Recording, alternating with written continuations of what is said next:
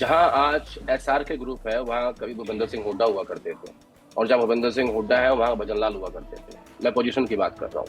जैसे ये टिकट बटे लोकसभा चुनाव के, उसमें मुझे थोड़ा पलड़ा भारी नजर आया भूपेंद्र हुड्डा का, क्योंकि उन्होंने किरण चौधरी की बेटी की टिकट काट दी, और शैलजा की टिकट आलाकमान की टिकट थी जो ऊपर से वो लेके आई। हरियाणा जो कांग्रेस की जमीन है ना, वो फिलहाल भूपेंद्र हम्म। सिंह हुड्डा के पास है।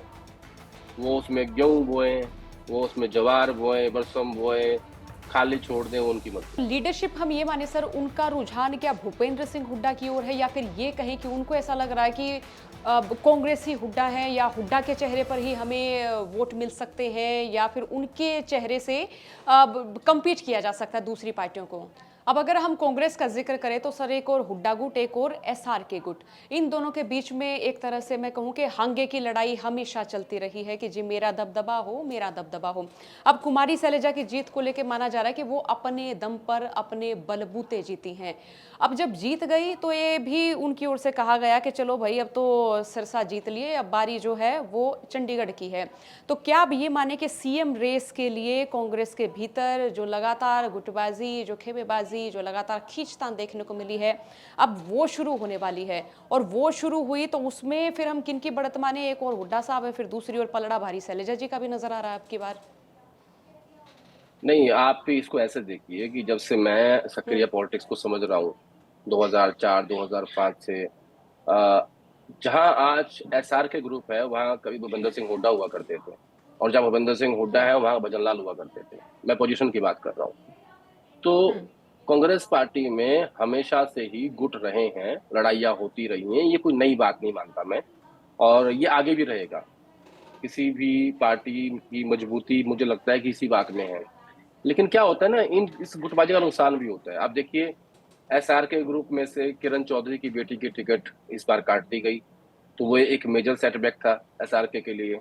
वीरेंद्र सिंह के बेटे की टिकट कटी हिसार से, वो भी मुझे लगता है मेजर सेटबैक है एसआर के ग्रुप के लिए। और अब कुमारी शैलजा वो सीट जीती, और जिस जब जब जहां जहां नॉमिनेशन हो रहे थे लोकसभा चुनाव के, तो बाकी सब सीटों में भूपेंद्र सिंह हुड्डा गए, नॉमिनेशन करा के आए, राज बब्बर का, वरुण मुलाना का, और जयप्रकाश जी की का। जयप्रकाश का, सतपाल ब्रह्मचारी का, सबके कराए उन्होंने, लेकिन वो सिरसा नहीं गए। मीडिया ने सवाल पूछे कि भैया आप क्यों नहीं गए, तो उन्होंने कहा कि मुझे शैलजा ने बुलाया नहीं। ये बात भी सही है कि शैलजा ने नहीं बुलाया, क्योंकि क्या है ना, ये सब अपने आप में सक्षम नेता है। तो ये सब अपने अपने क्षेत्र के, अपने अपने मतलब अपने अपने लोगों के बीच में सक्षम नेता हैं। लेकिन फिलहाल मैं ये जरूर कहूंगा आपको कि जैसे ये टिकट बटे लोकसभा चुनाव के, उसमें मुझे थोड़ा पलड़ा भारी नजर आया भूपेंद्र हुड्डा का, क्योंकि उन्होंने किरण चौधरी की बेटी की टिकट काट दी, और शैलजा की टिकट आलाकमान की टिकट थी जो ऊपर से वो लेके आई। बाकी सब टिकटें भूपेंद्र सिंह हुड्डा के कोटे में जाती हैं। तो अच्छा, जीत इसका फिर किसके कोटे में जाए सर? देखिए, जाहिर है जीत भी उनकी, हार भी उनकी। जो जो बाकी 4 सीटें हारे हैं वो भी उनकी है। एक तो गठबंधन के पास थी, और जो 5 सीट और जो 4 सीटें जीते हैं अदर देन कुमारी शैलजा, वो भी उनकी है। क्योंकि आप सीएलपी नेता हैं, आपने जिसको पीसीसी प्रेसिडेंट बनाया वो भी आपके हैं, टिकटें भी आपके हिसाब से दी गई हैं। तो हम सेलेक्टिव तो नहीं बोल सकते ना। अगर आपकी जीत आपकी है 5 सीटों की, 4 सीटों की, शैलजा की सीट को मैं अलग कर रहा हूँ, तो जो बाकी 4 सीटों की हार है वो भी तो आपकी है। और आपके मैं आपको ऐसे बोल देता हूँ, देखिए, इसको सिंपल भाषा में मैं आपको ऐसे बोल देता हूँ कि हरियाणा जो कांग्रेस की जमीन है ना, वो फिलहाल भूपेंद्र हम्म। सिंह हुड्डा के पास है। वो उसमें गेहूं बोए, वो उसमें ज्वार बोए, बरसम बोए, खाली छोड़ दें, वो उनकी मर्जी। मैं एज ऑफ नाउ की बात कर रहा हूँ, जब मैं आपसे बात कर रहा हूँ। कल क्या होगा मुझे नहीं पता, राजनीति में कल का प्रेडिक्शन नहीं कर सकते। क्योंकि जो प्रदेश अध्यक्ष हैं उदय भान जी, वो उनकी मर्जी से बने हैं। वो खुद विधायक दल के नेता हैं। उन्होंने 10 में से 8 सीट, 9 सीट, 8 सीट बांटी हैं। एक गठबंधन के पास चली गई, और एक कुमारी शैलजा की टिकट है जो कि उनकी खुद की टिकट है या लीडरशिप ने उनको दी है, और जो बाकी टिकटें हैं वो भूपेंद्र हुड्डा की टिकटें हैं। इसमें मुझे कहते हुए तो ये सबको पता है, मैं क्या मतलब, दिल्ली में बैठे हर नेता को पता है इस बात के बारे में। तो फिलहाल क्या है, हार भी उन्हीं की और जीत भी उन्हीं की है। लेकिन 2 महीने बाद विधानसभा चुनाव है और मुझे लगता है कि लीडरशिप में फिलहाल कोई बदलाव नहीं आएगा। जैसे अगर मैं आपको ये कहूँ कि भाई उदय भान हट जाएँ या एसआरके ग्रुप से कोई अध्यक्ष बन जाए, ऐसा फिलहाल मुझे होता हुआ नहीं दिख रहा है। तो जैसे कि हम यहाँ पर जिक्र कर रहे हैं किरण चौधरी का भी, अब एक आरोप लगता है कि भूपेंद्र हुड्डा साहब के आगे जितने भी कांटे हों यानी जितने भी दिग्गज हों उन सभी को खुद लाइनें लगाते रहते हैं। तो क्या माने कि अगला नंबर किरण चौधरी का है? नहीं माने क्या, वो तो उनकी बेटी का टिकट काट दिया। देखिए किरण चौधरी की भी ऊपर नेतृत्व के साथ सोनिया गांधी के साथ अच्छे रिश्ते हैं और रणदीप सुरजेवाला और कुमारी शैलजा ने बहुत जोर लगाया कि इनकी टिकट होनी चाहिए, स्मृति चौधरी की टिकट होनी चाहिए, लेकिन नहीं हो पाई। हाँ, उसमें इन्वॉल्वमेंट थी अजय माकन की भी और लीडरशिप की भी, क्योंकि किरण चौधरी के ऊपर ऐसा आरोप है जो अजय माकन कहते हैं कि अजय माकन की जो राज्यसभा की चुनाव की हार थी उसके पीछे वो एक वोट जिसके कारण अजय माकन हारे वो किरण चौधरी की थी। उसके तमाम सबूत उन्होंने लीडरशिप को दिए और मुझे लगता है कि राहुल गांधी इस बात से कन्विंस्ड है कि हाँ वो किरण चौधरी ही थी। अब अगर मैं मान लूं कि लीडरशिप ने मान लिया है तो ठीक है, उनसे गलती हुई या उन्होंने गलती करी तो उनकी टिकट काट दी गई, उनको सजा दे दी गई। तो एक गलती की सजा एक ही बार मिलेगी ना। ऐसा तो नहीं है कि आपने एक मर्डर किया, सजा आपको 5 बार मिलेगी। आपने गलती की, आपकी बेटी की टिकट काट दी, आपको सजा मिल गई। लेकिन किरण चौधरी ने भी शायद ये करके दिखा दिया कि उन्होंने अपनी सीट जो है वो वहां से राव दान सिंह जीत नहीं पाए। भाजपा के साथ साथ मुझे लगता है इसमें इंपॉर्टेंट रोल किरण चौधरी का भी है और कोई नहीं चाहेगा कि तो कोई उनकी सीट पे आके बैठ जाए और वो जीत भी जाए। कोई बुरी बात नहीं है, इसमें सब पॉलिटिक्स कर रहे हैं।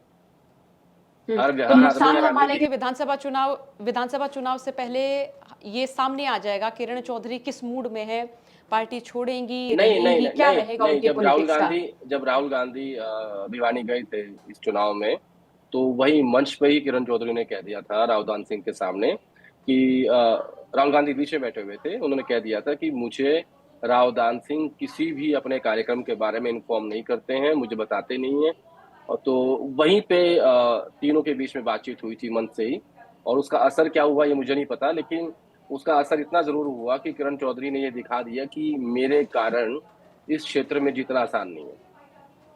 हम्म और ये भी कहा गया था, दीपक बाबरिया साहब की ओर से चिट्ठी जारी की गई थी कि अगर किसी विधानसभा क्षेत्र में कोई किसी तरह की कोताही बरतते हैं तो विधानसभा चुनाव में उनकी भी टिकट कट सकती है। तो आगे हम ये भी नहीं कहें उनकी राजनीति बहुत सेफ जोन में है।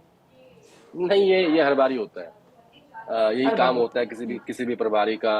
सब राज्यों के प्रभारी ऐसे ही करते हैं कि चुनाव के बीच में बीच बीच में ऐसे संकेत देते हैं कि आपने काम नहीं किया तो हम ये कर देंगे और आपने किया तो हम ये नहीं करेंगे। ये एक एक्सरसाइज है जो राजनीति में होती रहती है। कांग्रेस पार्टी में इतना आसान नहीं होता, ये बड़ी सेंट्रलाइज पार्टी है, ये बड़ी लोकतांत्रिक पार्टी है। यहाँ यहाँ कई बार ऐसा हो जाता है कि राहुल गांधी भी कह दे कि इसको टिकट दे दो, उसकी नहीं हो पाती। तो ये तो नॉर्मल सी बात है, कोई इसको मैं इतना गंभीरता से नहीं लेता हूँ कि बाबरिया ने क्या कह दिया था। अब सवाल ये है कि बाबरिया साहब दिल्ली के इंचार्ज थे और उनके रहते हुए आपके प्रदेश अध्यक्ष ने पार्टी छोड़ दी चुनाव के बीच में, तो ये भी तो आपकी जिम्मेदारी बनती है ना। जी। तो अगर अगर कोई उनसे सवाल पूछे, लीडरशिप पूछे कि ऐसा कैसे हो गया, और उनका साफ साफ ही आरोप था कि बाबरिया साहब के कारण मैं पार्टी छोड़ रहा हूँ, तो ये तो रिperकशंस हैं, ये दोनों तरफ से होता है। तो ऐसे ही नाराजगी लोगों की हरियाणा में भी उनके प्रति होगी। एसआरके की नाराजगी उनके प्रति है, वो उनसे बात ही नहीं करते। कुमारी शैलजा तो फिर जनरल हम सेक्रेटरी हैं। मैं जी आपको एक आपके जी आपके लिए खबर दे देता हूँ। कुमारी शैलजा जनरल जी सेक्रेटरी हैं, राष्ट्रीय हम्म महासचिव है। रणदीप सिंह सुरजेवाला राष्ट्रीय महासचिव है। दीपक जी बाबरिया प्रभारी हैं। वो जी वो उनसे पद में छोटे हैं, लेकिन ये दोनों महासचिव प्रभारी से बात ही नहीं करते। ये फोन करते रहते हैं, उठाते ही नहीं है। तो क्या वो नाराज नहीं है क्या उनसे? क्योंकि वो उनके वर्किंग स्टाइल से नाराज है। तो ये कोई तो इतना हम बड़ा ये इशू नहीं है। ये इशू ये जी है कि जब दिल्ली कांग्रेस के लोग ये कहेंगे कि हमारे प्रदेश अध्यक्ष पार्टी छोड़ के चले गए और बाबरिया साहब क्या सो रहे थे, और जब हरियाणा के 2 राष्ट्रीय महासचिव ये कहेंगे कि हमारा इनसे बातचीत तक का भी संबंध नहीं है, तो लीडरशिप को इस बात सोचना पड़ेगा ना, विचार करना पड़ेगा इसके ऊपर। तो लीडरशिप हम ये माने सर उनका रुझान क्या भूपेंद्र सिंह हुड्डा की ओर है या फिर ये कहें कि उनको ऐसा लग रहा है कि कांग्रेसी हुड्डा है या हुड्डा के चेहरे पर ही हमें वोट मिल सकते हैं या फिर उनके चेहरे से compete किया जा सकता है दूसरी पार्टियों को? देखिए, लीडरशिप जो है ना, वो बड़ा बैलेंस रखती है। वो भी ये चाहती है कि जो स्टेट लीडरशिप है वो आपस में लड़ती रहे, और जब वो लड़ेंगे तो हमारे पास आएँगे। कभी वो ऊपर हैं, कभी वो नीचे हैं, कभी मतलब ये लीडरशिप भी कभी ये नहीं चाहती कि एक बेटर कोऑर्डिनेशन से स्टेट पॉलिटिक्स काम करे। कि अगर अगर सब में समझौता हो जाएगा और सब लोग एक ही बात हुँ। करेंगे, तो उन्हें फिर सेंट्रल लीडरशिप की आवश्यकता नहीं पड़ेगी। तो लीडरशिप अपने हिसाब से चलती रहती है। पिछले कुछ सालों में रणदीप सिंह सुरजेवाला का ग्राफ बहुत ऊपर था, बड़े क्लोज़ थे राहुल गांधी के। अब जब से G23 जो एक समूह बना था, जब से उसको डिसॉल्व किया है प्रियंका गांधी ने, भूपेंद्र सिंह हुड्डा ने, उसके बाद से हुड्डा साहब के कहने पे उदय भान को अध्यक्ष बना दिया गया और उन्हें उन्हें स्टेट की ज़िम्मेदारी दे दी गई। तो वो ये सब तो बिल्कुल जग ज़ाहिर है, इसमें कुछ छुपाने वाली बात नहीं है।